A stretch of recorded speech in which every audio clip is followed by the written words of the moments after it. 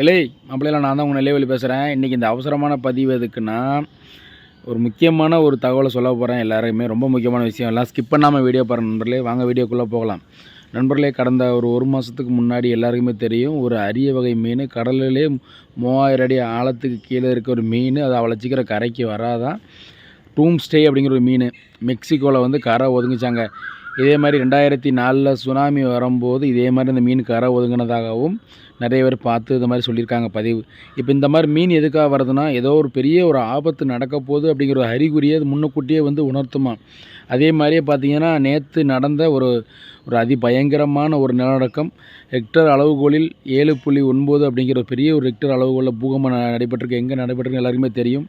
Myanmar, தாய்லாந்தில் வந்து பயங்கரமான ஒரு நிலநடுக்கத்தில் 1000 பேர் வந்து பெரிய பெரிய பில்டிங்லாம் சரிஞ்சு இறந்து போயிருக்காங்க. இன்னும் 23,000 பேரை 2,300 பேரை வந்து காணலையா, அடிபட்டு ஹாஸ்பிட்டலில் சேர்த்துருக்காங்களாங்க. பயங்கரமான ஒரு அழிவு. நான் என்ன சொல்கிறேன் அப்படின்னா நண்பர்களே, உலகத்தோட அழிவு அப்படிங்கிறது யார் கையில்? நம்ம கையில் தான் இருக்குது. ஏற்கனவே புவி வெப்பமடைதல் ஆயிடுச்சு.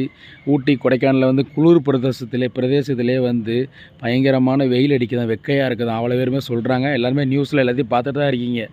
இப்போ இதனால் நான் என்ன சொல்கிறேன்னா, நான் தான் பெரியவன், நீ தான் பெரியவங்கிற ஆணவத்தில் நான் அவ்வளோ பெரிய வீடு வச்சுருக்கேன், இவ்வளோ பெரிய வீடு வச்சுருக்கேன்னு சொன்னீங்க.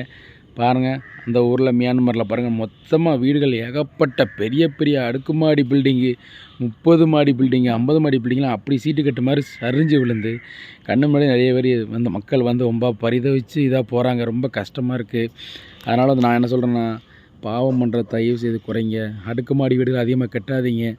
ஏன் இது வந்து வெளிநாட்டில் வந்த இது நம்ம இந்தியாவுக்கு வர்றதுக்கு கொஞ்சம் நேரம் கூட ஆகாது. ஆணவத்தில் ஆடுறவங்களுக்கு தான் இந்த வந்த தண்டனை கொடுத்துருக்காங்க. சரிங்களா?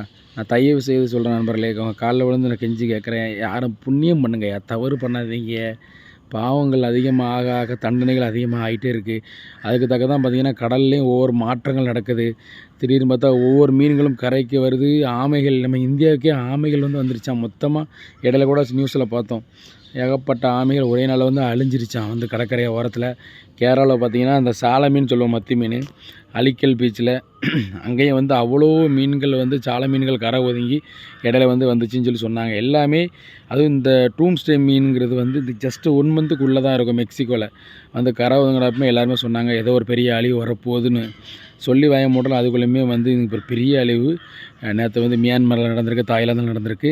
நிலநடுக்கம் வந்து எப்போ வரும், எப்படி வரும் யாருக்கு தெரியாது. அதனால் வந்து நிலநடுக்கம் வரும்போது சேஃபாக பார்த்து பத்திரமா இருங்க. தயவு செய்து சொல்கிறேன், குழந்தைகளை கவனமாக பார்த்துக்கோங்க. தவறு பண்ணாதீங்க நண்பர்களே, தயவு செய்து சொல்கிறேன். தவறு பண்ணிங்கன்னா கண்டிப்பாக தக்க தண்டனை கிடைக்கும். தவறு பண்ணாதீங்க. ரொம்ப மனசு வேதனை இருக்குது இந்த பதிவு பேசுறதுக்கே. வந்து கண்டிப்பாக நான் அந்த பதிவு பேசினா எனக்கு வீடியோ தள்ளி விட்டு தான் பிரிங்க, நல்லாவே தெரியும். நல்லது பேசுனா யார் ஏற்றுக்கிறா? சரி, ரைட் நண்பர்களே, உங்களுக்கு இந்த வீடியோ பிடிச்சிருந்துச்சுன்னா லைக் பண்ணி, கமெண்ட் பண்ணி, ஷேர் பண்ணி, மறக்காமல் நம்ம Nellaiveli social media YouTube channel subscribe பண்ணி இந்த பெல்லாம் அமைக்கிறங்க அன்பு சொந்தங்களே. நன்றி, வணக்கம் அன்பு சொந்தங்களே.